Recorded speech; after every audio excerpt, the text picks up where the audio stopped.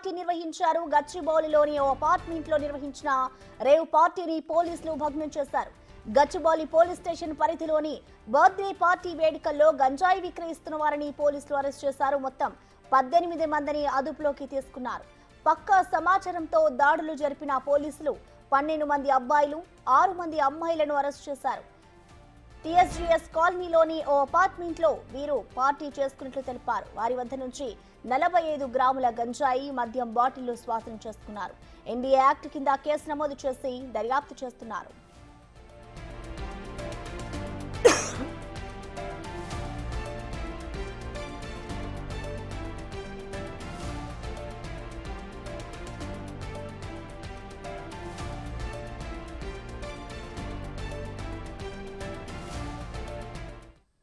ఇదే అంశానికి సంబంధించిన మరింత సమాచారాన్ని మా ప్రతినిధి సుజాత లైవ్ ద్వారా అందిస్తారు. సుజాత, చెప్పండి, అసలు ఈ రేవ్ పార్టీకి సంబంధించిన డీటెయిల్స్ ఏంటి? దీనికి సంబంధించి అసలు పోలీసులు ఎవరెవరిని అరెస్ట్ చేశారు సుజాత?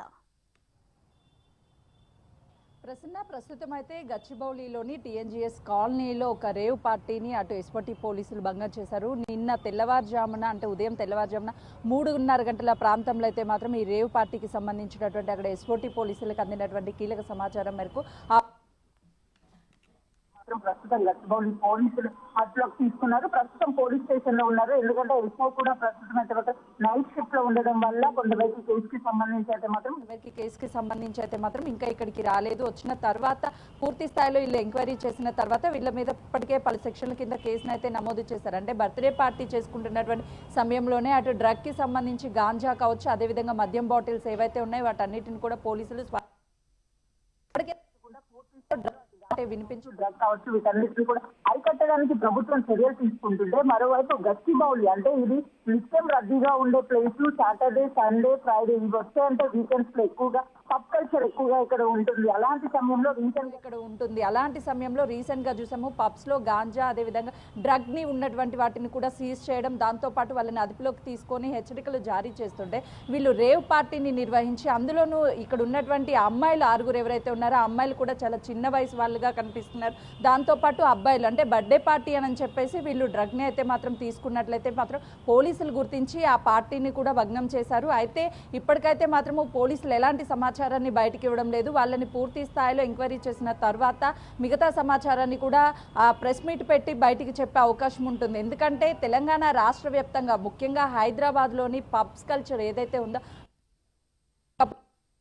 వీటన్నిటినీ కూడా అదుపులోకి తీసుకోవడం, ఎవరైతే డ్రగ్స్ ని సేవిస్తున్నారో వారితో పాటు డ్రగ్స్ ని విక్రయిస్తున్నటువంటి ప్రతి ఒక్కరిని కూడా అదుపులోకి తీసుకొని చాలా సిస్టమేటిక్ గా ఒకవైపు వీటన్నిటిని కూడా ప్రభుత్వం అరికడుతుంటే ఎలాంటి భయం లేకుండా అసలుకి వాళ్ళ మీద నిఘా ఉండదు అనుకొని వాళ్ళు ఈ విధంగా పార్టీలు అయితే మాత్రం నిర్వహించినట్లు తెలుస్తుంది. వాళ్ళంతా కూడా అటు అబ్బాయిలు కావచ్చు అమ్మాయిలు కావచ్చు చిన్న వయసుగా ఉన్నట్టుగా కూడా అనిపిస్తుంది.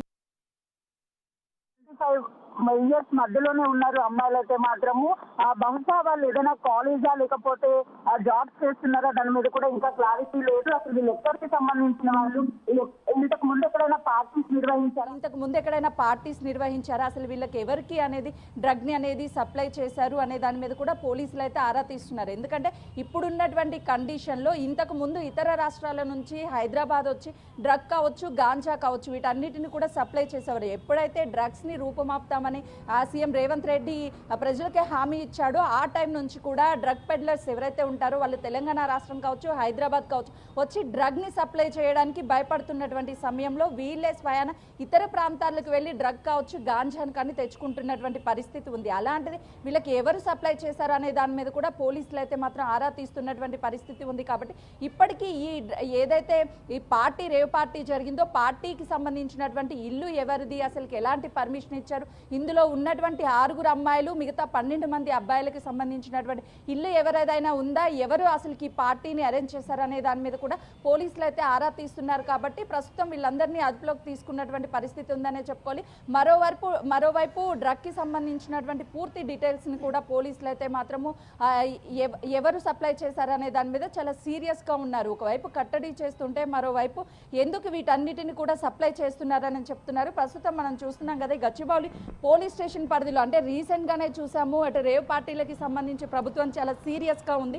డ్రగ్ కానీ గాంజా విషయంలో ఎక్కడైనా సరే ఇలాంటి పార్టీలు నిర్వహిస్తే వాళ్ళ మీద కఠిన చర్యలు తప్పవు అంటూ హెచ్చరికలు జారీ చేసినా కూడా ఇప్పటికి కూడా వీళ్ళంతా ఈ విధంగా చేయడం పట్ల అయితే మాత్రము కొంతమేరకు అటు పోలీసులు కూడా ఎస్ఓటీ కావచ్చు, అదేవిధంగా పోలీసులు వీళ్ళంతా ఏకకాలంలో రైడ్స్ చేసి వారి వద్ద నుండి 45 గ్రాముల గంజాయిని మద్యం బాటిల్ని అయితే మాత్రం స్వాధీనం చేసుకున్నారు. ఇప్పుడే ధూల్పేటకి సంబంధించి అక్కడ గాంజా ఎక్కువగా దొరుకుతుందని ధూల్పేట రహిత గాంజాగా తీర్చిదిద్దడానికి ఇప్పటికే ప్రణాళికలు చేయడం, అమలు చేయడం ఇవన్నీ చూస్తున్నాం. అయినా కూడా గాంజా అనేది ఎక్కడ సాఫ్ట్వేర్ కావచ్చు, వివిధ రంగాల్లో ఉన్నటువంటి వాళ్ళు ఎక్కువగా గాంజాని ఉపయోగిస్తారని మొదటి నుంచి సాఫ్ట్వేర్ ఫీల్డ్ లేదా అనేక ఆరోపణలు ఉన్నాయి. ఈ నేపథ్యంలోనే ఇప్పుడు వీళ్ళ దగ్గర నుంచి పార్టీలో గాంజా 45 గ్రాములు దొరకడం పట్ల పోలీసులు అయితే మాత్రం ఆరా తీస్తున్నారు. అసలుకి ఈ వీళ్ళు ఎక్కడెక్కడ ప్రాంతానికి చెందిన వాళ్ళు అంటే హైదరాబాద్ లోకల్ అయినా లేదు అని అంటే వేరే జిల్లాల నుంచి పార్టీ కోసమే ఇక్కడికి వచ్చారా, ఆ ఇల్లు ఎవరిది అనే దాని మీద కూడా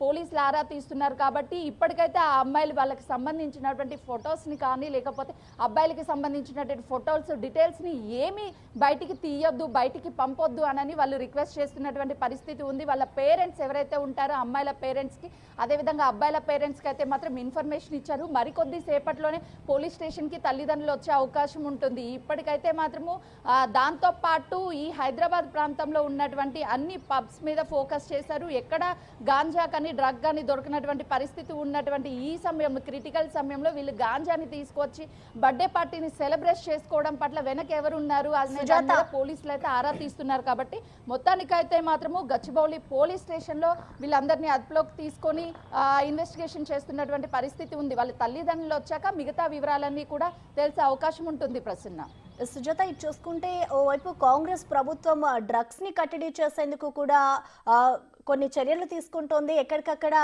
పోలీసులు కూడా వెళ్ళి రైడ్స్ చేస్తున్న పరిస్థితి నెలకొంది. చూసుకుంటే ఇప్పుడు ఏకంగా ఒక రేవ్ పార్టీని నిర్వహిస్తున్నారు. మరి వీరిపై ఎలాంటి కేసులు నమోదు చేసే అవకాశం ఉందనుకోవచ్చు, ఎలాంటి చర్యలు తీసుకుంటారనుకోవచ్చు సుజాత? ప్రశ్న ఎగ్జాక్ట్లీ. ఎందుకంటే యువత ఎక్కువగా డ్రగ్కి గాంజాకి బానిస అవ్వద్దు అని చెప్పేసి రీసెంట్గా చూసాము. అటు పంజాగుట్ట కావచ్చు, ఎస్ఆర్ నగర్ కావచ్చు, ఎస్ఆర్ నగర్లో దొరికినటువంటి గాంజా హాస్టల్ ఏదైతే ఉందో దాని ప్రభావం అనేది ఓవరాల్గా హైదరాబాద్లో ఉన్నటువంటి అన్ని హాస్టల్లోనూ తనిఖీలు చేసినటువంటి పరిస్థితి అయితే మనం చూసాం.